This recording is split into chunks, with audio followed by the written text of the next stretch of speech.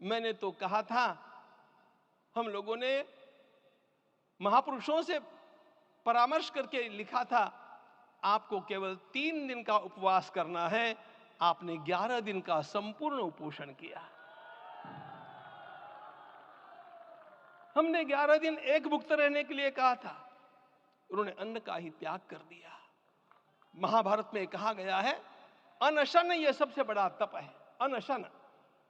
और उसको उनके जीवन में साकार होते हुए मैंने केवल देखा नहीं, मैं थोड़ा तार्किक हूं। आपकी परम पूजनीय माता जी से मिलकर के मैंने उसको रिकन्फर्म भी किया था कि आपका ये अभ्यास 40 वर्षों का है। ऐसा तपस्वी कोई राष्ट्रीय नेता प्राप्त होना यह सामान्य बात नहीं है। वे इन दिनों में हमने कहा था कि आपको विदेश प्रवास नहीं करना चाहिए, क्योंकि सांसर्गिक दोष भी आते हैं। विदेश प्रवास टाल दिया सांसर्गिक देशों के इस दोषों की संभावना के कारण, लेकिन दिव्य देशों का प्रवास ऐसा किया।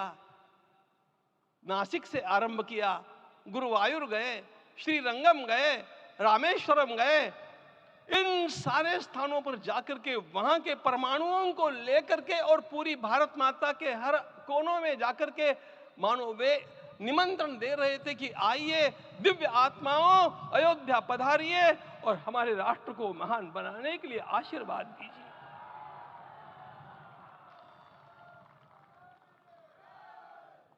हमने केवल कहा था 3 दिनों तक आपको भूमि शयन करना चाहिए।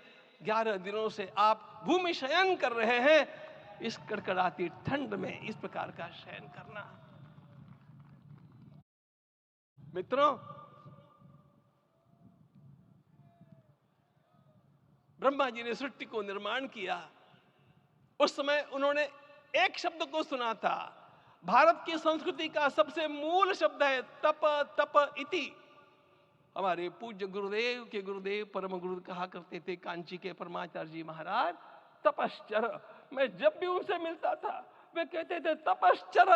आज तप की कमी हो गई है और उस तप को हमने साकार आप में देखा।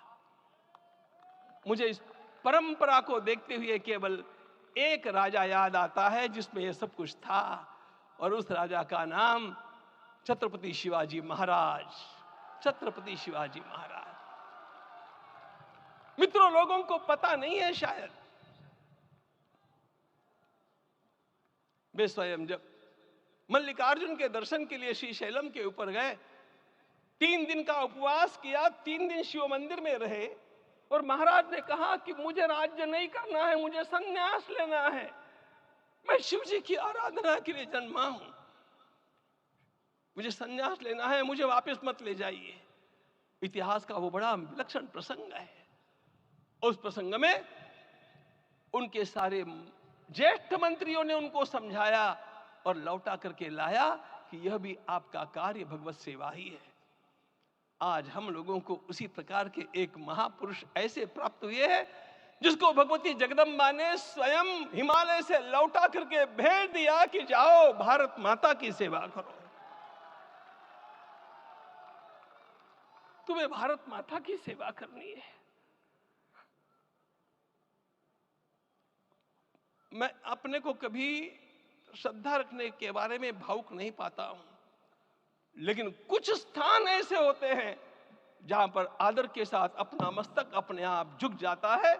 ऐसा एक स्थान हम लोगों को उच्च पदस्थ इस राजर्षि ने जब दिखाया तो मुझे छत्रपति शिवाजी महाराज के गुरु समर्थ रामदास स्वामी महाराज की याद आ गई।